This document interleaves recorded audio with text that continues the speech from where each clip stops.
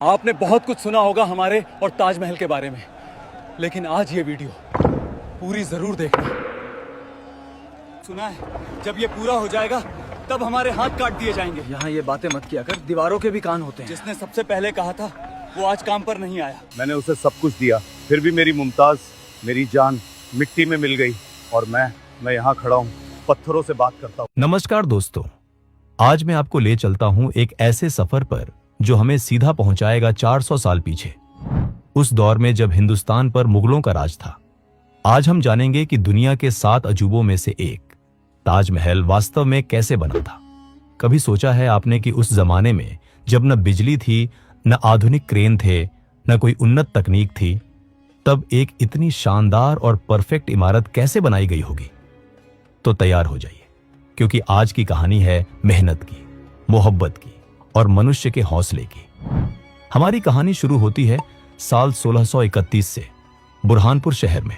यहां पर मुगल सम्राट शाहजहां की सबसे प्यारी बेगम मुमताज महल ने अपने 14वें बच्चे को जन्म देते वक्त अपनी आखिरी सांस ली। कहते हैं कि 2 साल तक शाहजहां गहरे गम में रहे।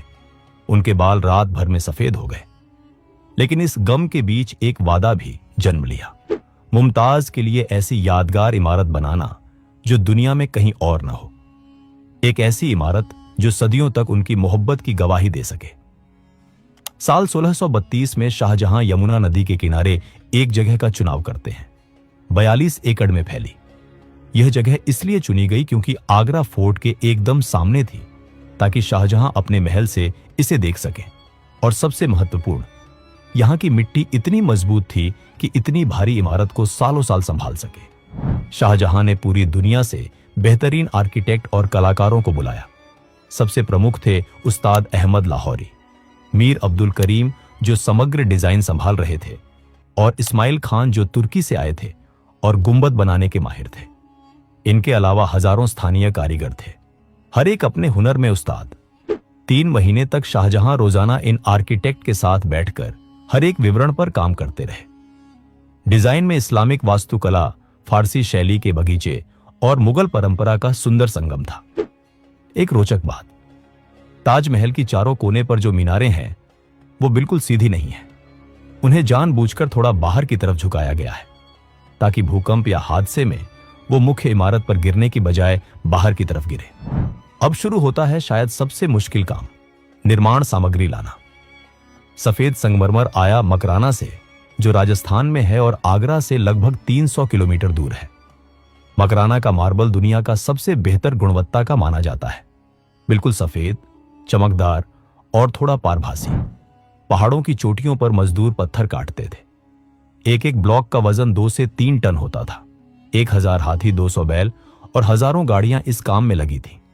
हर हाथी पर 2 से 3 टन मार्बल। गर्मी में तपती रेत, बारिश में कीचड़, हर मौसम में यह काफिला चलता रहा। एक ट्रिप में 2 से 3 हफ्ते लगते थे, लेकिन सिर्फ मार्बल ही नहीं आया। ताजमहल में 28 अलग अलग तरह के कीमती पत्थर उपयोग हुए हैं।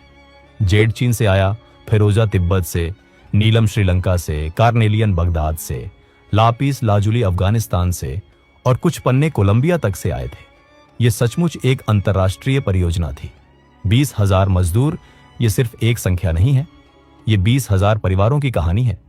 इनमें 5,000 पत्थर तराशने वाले, 3,000 मास्टर राजमिस्त्री, 2,000 मूर्तिकार, 1,500 सुलेखक और 1,000 जड़ाई विशेषज्ञ थे। यमुना के किनारे अस्थायी गांव बनाए गए थे, जहां ये सब लोग अपने परिवारों के साथ रहते थे। सुबह 4 बजे फज्र की अजान के साथ दिन शुरू होता था। नींव बनाना सबसे पहला और सबसे महत्वपूर्ण काम था। 50 फीट गहरे गड्ढे खोदे गए और उसमें आबनूस और महोगनी जैसी सख्त लकड़ियां भरी गई, क्योंकि यह लकड़ियां पानी में सड़ती नहीं है। ये लकड़ियां आज भी यमुना के पानी के नीचे हैं और पूरे ढांचे को सहारा दे रही है। शाहजहां ने मजदूरों के लिए अच्छे खाने की व्यवस्था की थी। रोजाना ताजा रोटी, दाल, सब्जी और महीने में 2 बार गोश्त मिलता था।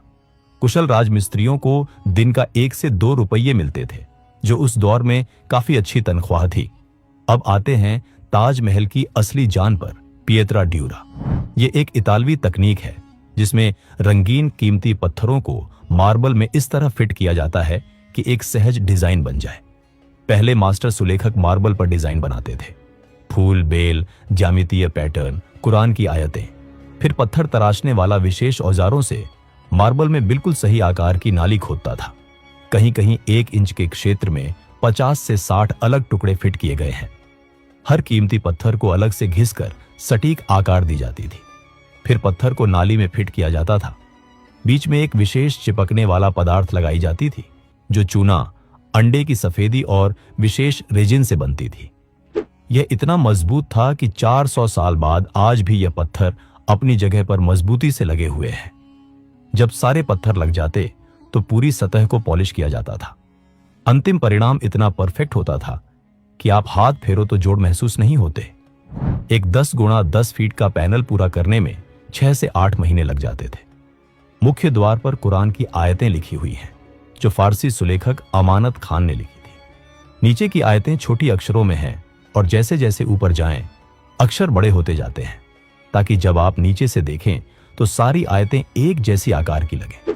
ताजमहल का गुंबद शायद सबसे चुनौतीपूर्ण हिस्सा था। यह 44 मीटर ऊंचा है और 58 फीट चौड़ा है।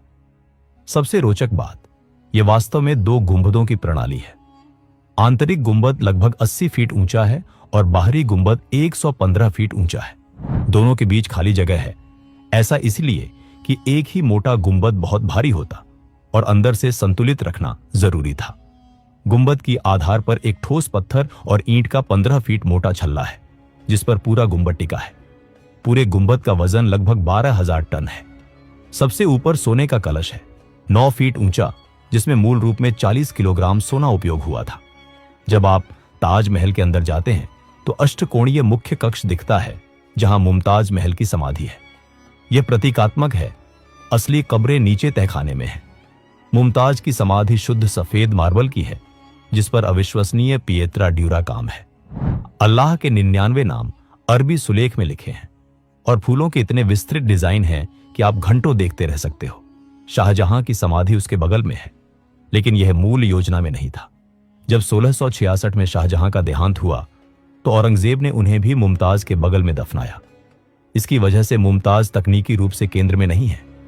समाधियों के चारों तरफ मार्बल की जाली है, एक ही टुकड़े से काटी गई, और गुंबद के अंदर एक प्राकृतिक घटना है।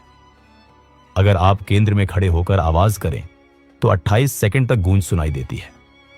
20 साल की मेहनत के बाद 1653 में ताजमहल पूर्ण हुआ, लेकिन जिंदगी ने शाहजहां के साथ एक और क्रूर मजाक किया।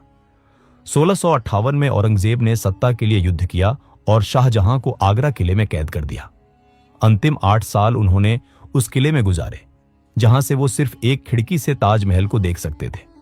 रोज सुबह रोज शाम वो उस खिड़की के पास बैठ जाते और यमुना के उस पार अपनी मोहब्बत की यादगार को निहारते। उनकी आंखें कमजोर हो गई थी, सेहत बिगड़ गई थी, लेकिन वो देखना नहीं छोड़ते थे। 1666 में जब शाहजहां इस दुनिया से गए तो औरंगजेब ने उन्हें मुमताज के बगल में दफनाया। आखिरकार वो अपनी मोहब्बत के पास पहुंच गए। तो दोस्तों, ये थी ताजमहल की असली कहानी। 20,000 लोगों की मेहनत, 22 साल का सफर और एक ऐसी मोहब्बत जो मौत से भी ज्यादा ताकतवर निकली। बिना आधुनिक तकनीक के कैसे यह चमत्कार हुआ? जवाब है समर्पण में, योजना में और मानवीय हौसले में। आज ताजमहल सिर्फ एक इमारत नहीं, यह हमारे पूर्वजों की विरासत है। अगर आपको यह कहानी पसंद आई तो लाइक करें, शेयर करें। मिलते हैं अगले वीडियो में। तब तक के लिए खुश रहिए। धन्यवाद।